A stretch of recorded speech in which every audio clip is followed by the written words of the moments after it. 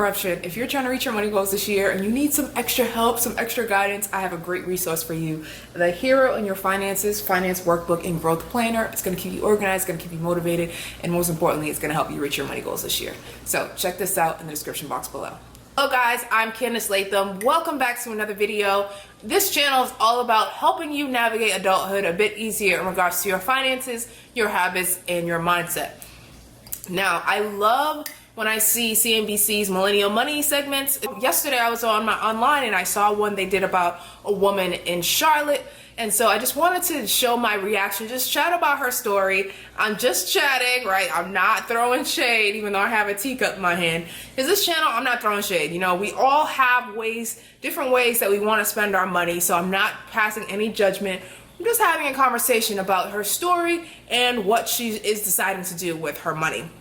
Because listen, let's face it, we all have like things that are important to us. For example, this shirt is not ironed, right? Ironing is not important to me. I don't like to iron, so on most days you're not gonna see me ironing my clothes, right? But maybe ironing is important to you, and maybe then when it comes to your finances, there's certain things that are important to you. No one is like thrown out of the womb knowing how to manage their money, and we're all choosing to make certain choices. But with that said, if you guys haven't already downloaded my free guide that I just created, it's about the 10 smart ways for you to spend your tax refund this year. Make sure you download that in the description box below. And again, I am turning on my one-on-one money coaching services. So if you're looking for a money coach out there and you might want to work with me, make sure you are on my email list so you don't miss out when I have some spots available. All right, now that that's all out the way, let's get into this CNBC Millennial Money segment called Living on $38,000 a Year in Charlotte, North Carolina. And so it was about a woman who and I'm not gonna like tell you the whole video. I took a few notes on the things that stood out to me. So she moved to Charlotte with zero savings and she didn't really have a place to live. She just started couch hopping. I just moved here to Charlotte. So when I heard her story, that kind of connected with me. But the fact that she moved here and was couch hopping on different friends' couch or different people's couches, that is very bold. That's very brave. And wow, that's amazing that she was able to find her way out of that situation from the couch to finding a place to live. She has a partner now. She's in a relationship. So now they're able to split the cost of rent and groceries. And having a partner is super helpful. I too live with my boyfriend, and you know, having him here to help me with these bills is it's a blessing, honestly. It's a blessing. To get into her budget breakdown. Basically, she's working at a company where she's making $38,000 a year and she doesn't have health insurance. And personally for me, I could not work at a company that doesn't offer benefits. It's like, if I'm not getting benefits, like why am I even working for this company? I might as well just be an entrepreneur, because let's be real, not every entrepreneur has health insurance. It's hard to get benefits as an entrepreneur, but that's a video for another day. I also connect with her because she has her own business. She has a coffee shop, and her coffee shop costs money to run. You have to pay business expenses. And if you guys didn't know, I myself am a business owner. I have a design and consulting agency called the Latham Agency. So I know what it is to be a business owner. But with her business, she realized that she's not going to be able to make any money from her business, and she's not expecting to make money up to 3 years.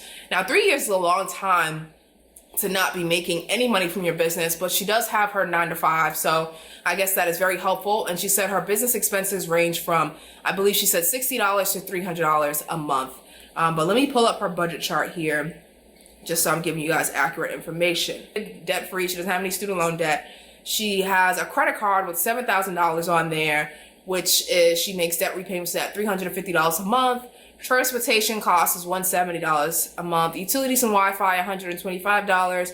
Subscriptions, $120. Business expenses, $160. Insurance, $90. And pets, $80. What's something that stood out here is that when I was reading the comments, a lot of people were just like, how do you spend $600 a month on food? She's vegan, and vegan food is really expensive, and groceries and eating out food can definitely add up. I know people were judging like, how in the world do you spend that much money? You need to cut back on the food. But again, personal finances is personal. She mentioned that she doesn't have a savings, and I think that it's tough when you don't have a savings and you have no choice but to rely on debt, because pops up, for example, if your car breaks down, you need to get your car fixed and you don't have a savings, now you just have to use your credit card. It's kind of a tough spot to be in. So even if you're in a position where you have very little savings, even every little bit counts. Even if you're able to put just, $25 here and there away into this account, it's going to be really beneficial for you. Having a business was important to her. And something she said about debt stood out to me. She said that she doesn't focus all of her energy and focus her energy and time on her debt because that she realized that's not going to make her happy. And so what she focuses her energy on is, her business and being able to one day help her family with her business. And so I think that it is. I like that she is not focusing on the negatives of the situation, because sometimes when we focus on the negatives and focus on things that don't bring us joy, we're actually only attracting more of those negative things into our life. So maybe it's time for you too to change your perspective when it comes to a certain part of your finances. But of course, one thing that I would just change if I could give her some advice is just to offer, even if it's just a little bit of money, some kind of money in your savings is better than nothing in your savings, because again, things happen. Wishing her the best on her journey. It's not easy to sit here and talk about how exactly you spend your money every month. So I appreciate her for sharing her story with us. And I appreciate you for being here to watch my reaction. Somebody with zero or little savings and you're trying to get your savings up, I recommend creating a separate savings account, a separate savings account different from your checking account where all of your money is deposited. I love online banks. I have Capital One 360, and that is where I'm able to save different saving accounts for I've created different saving buckets in Capital One 360 for different goals that I'm saving for. For example, I have my car fund in there. I have my emergency fund in there.